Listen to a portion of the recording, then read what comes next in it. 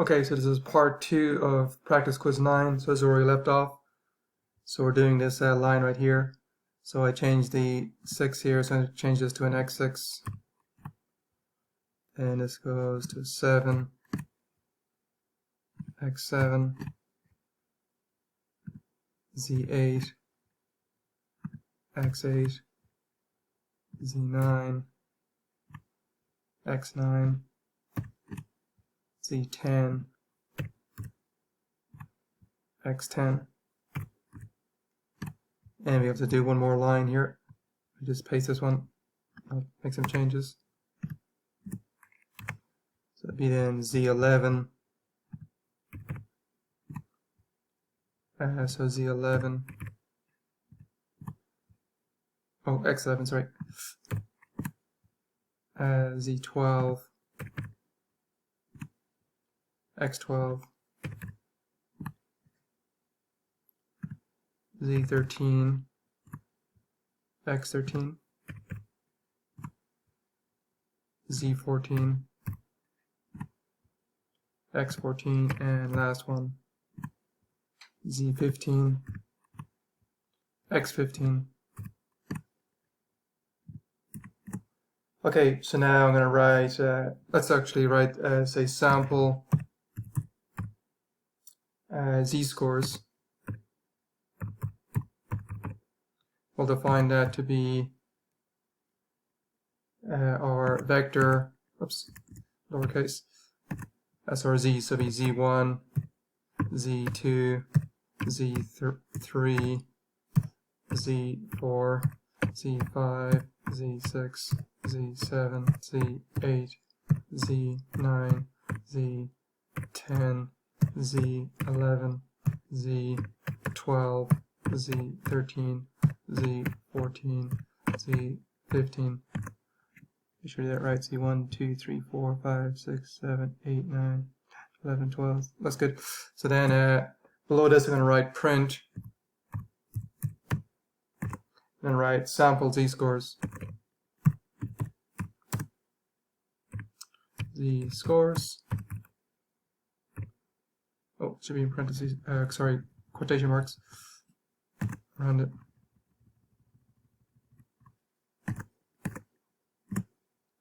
And then below this, write sample z-scores.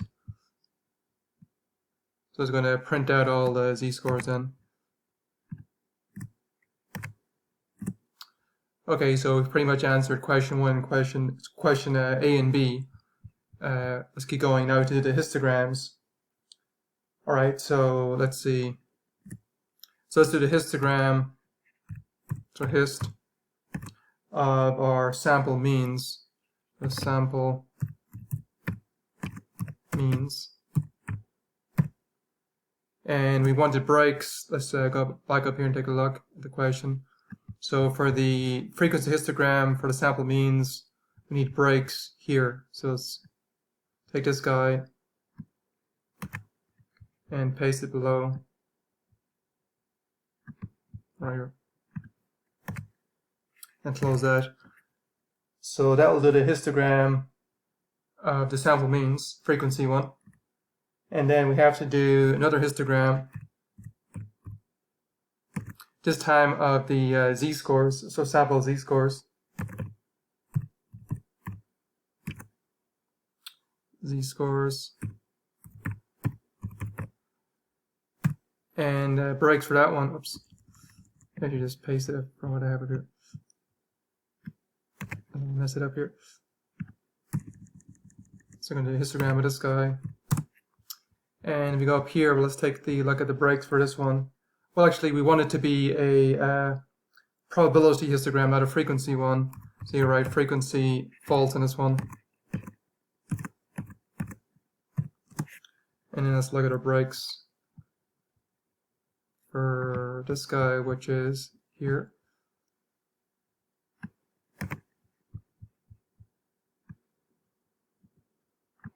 So add that here.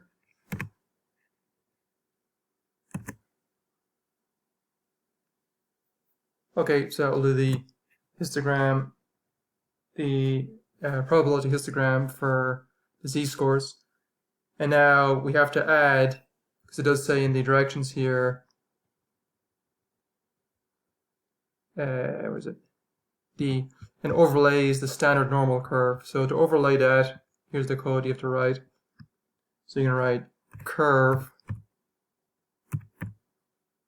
then d normal.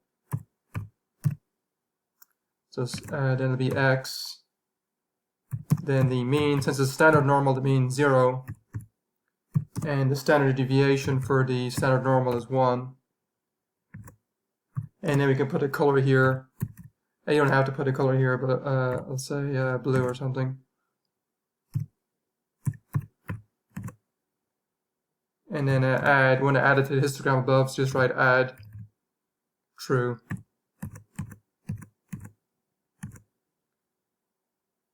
That should now add the standard normal to the histogram above. Okay, so we're done with the R code. So now let's paste it in to run our script. Okay, let's do that. So here it is, starting here.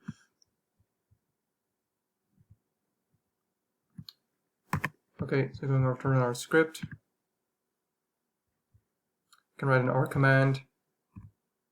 There it is. Shows up. Okay, I'm already logged in. Okay, get rid of this. And run this now. Okay, so scroll down. Oh, I can't scroll. Let's see. So just go about and say close. Oh, already showed up here. Scroll down here. Goes out of the way. So scrolling. Okay, looks like we made a slight error somewhere. So let's go back and take a look. It says Z4.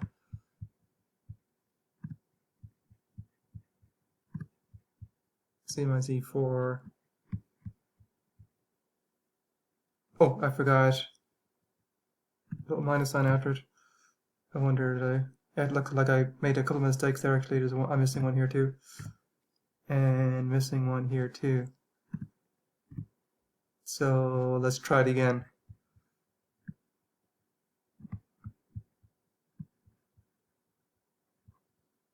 Okay, let's take it over here. See if it works this time.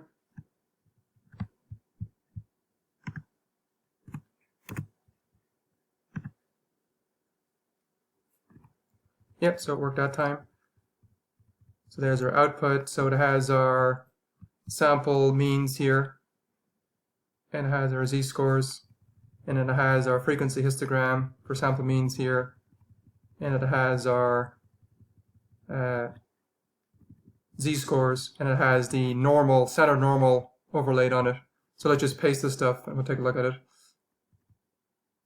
So if we copy this,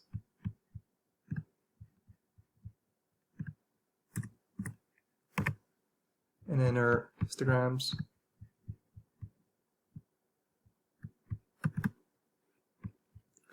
Copy, paste.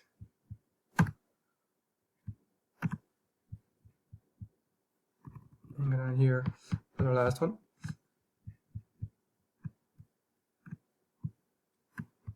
Copy, paste here. So notice in this last graph here, we're doing the, maybe open up over here, I think it's easier to see.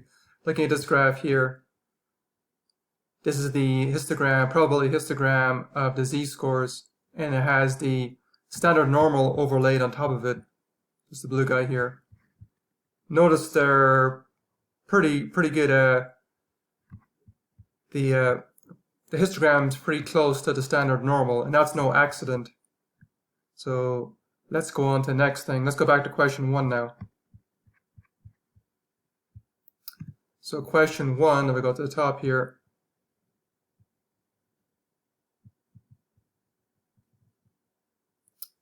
it says just state the central limit theorem. On your quiz, you'll have the same question, so it's easy points here. So we just, here it is over here. Let's take it, paste it here.